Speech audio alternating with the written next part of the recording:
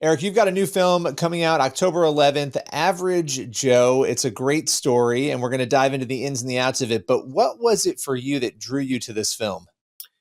Well, first of all, what drew me to this project was the story.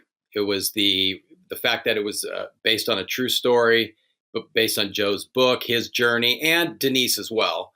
And I love redemption stories. I love second chance stories, and knowing what Joe and Denise went through as kids and all the challenges they faced that in the obstacles life threw at them, and some of them by their own doing, some of the choices they made, how that affected their life and how they survived it and they hung in there and didn't give up, and then ultimately finding faith and the value of that in their life and how that turned things around for them. I just love that story, and just seeing someone get a chance in life to right the ship. Yeah. Yeah. Well, and, Joe Kennedy, for those who don't know, he's the guy who prayed on the 50-yard line on the football field. And it became a major story, obviously, that he was praying there on the 50-yard line because it developed into a legal battle that went to the Supreme Court. And really, actually, one of the biggest religious liberty wins at the Supreme Court that we've seen in American history. Really, a victory that protects everybody's rights in this country. But the story that leads there, a lot of people don't really know that backstory that you were just describing. And one thing, I mean, you would know better than I would as an actor, but when you're portraying a real person, right, who is a well-known person in the midst of a situation like that, what goes into it? How is it different than maybe, preparing for a role of a made-up character? Well, at the end of the day, I'm still bringing you know, my interpretation of that role to it, but trying to draw, first of all, reading Joe's book prior to the movie, understanding his life, trying to relate to these different aspects, that and the challenge he's been facing, try to just kind of immerse myself into that world. Um, and getting a chance to meet him. One of the things that was funny is he has kind of a goatee little beard right here, and I thought was super cool. So I showed up on set with the same kind of facial hair as Joe, and I actually left my hair a little longer because I was going to cut it short like his, is kind of that military cut. And the producers were like, "Okay, look, no, we want you to be clean shaven, and too much. It's gonna be too complicated because the movie goes over a long period of time, and sometimes he has a beard, sometimes he doesn't, and so but little things like that. But I love his sense of humor. He's self-deprecating. He doesn't take himself too serious. He's just such a kind, likable guy, and I didn't get to spend a ton of time around Joe, but I got to have lunch with he and Denise a couple of times and pick their brains about certain things that was going on during this journey. And there were some pretty painful scenes in the movie that we were shooting too that I think they chose to avoid being on set during those days because it brings up a lot of difficult things that they went through, especially in their childhood. Yeah, and that backstory we won't get into too much here because I want people to see the film and see that. But I think when you look at a story like this, the public gets this little snippet of it. They get the legal battle portion of it. They get those headlines that come out. For you, looking at the story, going through the book, preparing to play him, what stuck out most to you about his character, who he is as a person, especially in light of the perseverance it takes to go for a decade through this legal battle? Well, that's the word you just used is perseverance. I love that about this character. He persevered through a lot of adversity, and I admired his conviction. The willingness to fight for his convictions and what he felt was right, regardless of the negative fallout that would come his way, the threats, the the loss of work, whatever, his livelihood. And, a lot of times, we face those obstacles in life when you doing the right thing poses some challenges and some risks, but in the end, you just realize um, it's important to do the right thing as often as you can, and sometimes we don't. And that's one of the challenges in life. But I just admired that about Joe, and also he's a fighter. I mean, he's been fighting since he was a kid, and in different aspects. And then he went into the military and just fighting for his life, fighting for our country and our freedoms here, and then also fighting for his marriage, wanting for his marriage to survive, because he talks about that it didn't work out for him the first time. So wanting to be successful in that, and then just his willingness to fight for all Americans, not just himself or a certain group. Yeah. As I covered his story over the years, because I remember when it was happening at Bremerton, where he was, praying on the 50-yard line, and the controversy first started before it was ever even really a legal battle.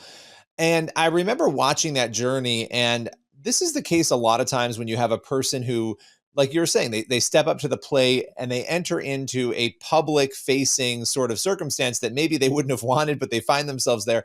So many things that are said about those people, things in their past that are dredged up, things that are not really accurately portrayed.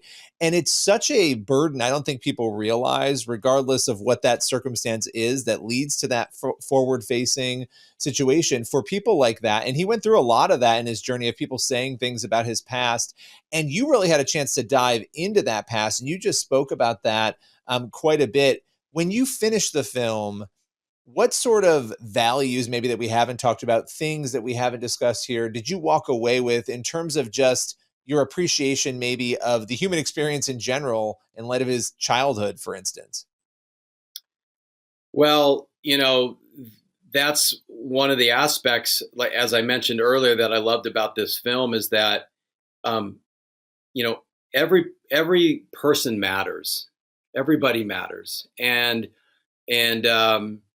and you just don't know. And God loves, his love is so far and wide, it reaches to everybody, and it's there just for people to say, hey, I'm here, I need that in my life. And people go through really difficult times, and it's like we'll say to our friends sometimes, or people will say to us, hey, just hang in there, things are going to be okay, things are going to get better.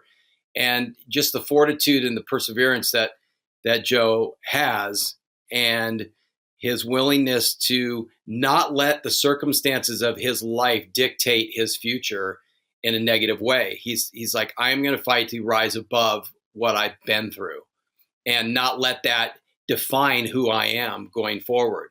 It's the person who says alcoholism is a issue in their family, and they say, I'm going to change that legacy, and I'm going to go down a different path.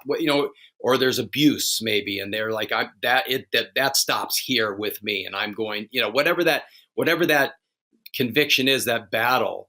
And Joe, I think, just is a great reminder. He says that through faith nothing is impossible, and you can overcome these challenges, and God can use you. And the name is Average Joe, but we're all, if you want to really look at it, we're all in the same boat. We're all average in a certain sense, but you never know when that moment might happen, when we're called to step up and stand for something and make a difference. And you look at like teachers in the classroom, and what an impact they can have on a child's life. And they grow up and they look back, and someone says, man, you're so successful today. Who's the credit to? Most people say, hey, my mom and dad or whatever. And they go, it was Mr. Smith or Mrs. Jones in third grade who Yeah. just poured into me and believed in me. And they saw that I was struggling, and they were right there for me, and just, paid that forward. And so you never know when we're going to have an opportunity in our life, whether it's on the big stage or something in a smaller venue, like a classroom, where you can be like Joe and just stand up for something, stand up for injustice, equality, those kind of things in life, where people aren't being treated right, or someone just needs an encouraging word. You just never know how you treat someone, how that's going to make a difference in the world and in someone's life. You ever heard that saying? They say, you may not be able to change the world, but you can change someone's world. Yeah, no, absolutely. And I think a lot of times people are so focused on a 30,000-foot view change, but it's those individual changes that do eventually change the collective, right? If you want to make an impact, you got to change individual people's hearts to get there. It's not often it's not this, very simple thing to do from that 30,000-foot level. So his story, though, I think is an example of one person not giving up. And so many times we give up too soon. And I love what you said about teachers there too. I think that's so true.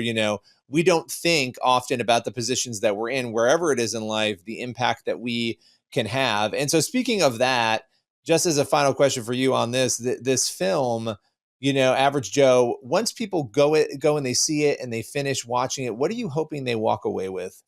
Well, back to Joe, I would say that, he learned from a series of chapters in his life. He just didn't suddenly just get to this position where suddenly he was called to this momentous historic time in his life. He had to get there through lots of different battles and fights in his life that gave him that strength and that fortitude. And ultimately, really, I think the catalyst that took him over the edge and really allowed him to step out there and risk it all for something he firmly believed in, was his faith and trusting that no matter what, God had his back. And he was willing to risk it all for that. And I just think that, one, I want people to be entertained. I want people to walk out of that movie going, man, I just feel uplifted. I feel encouraged.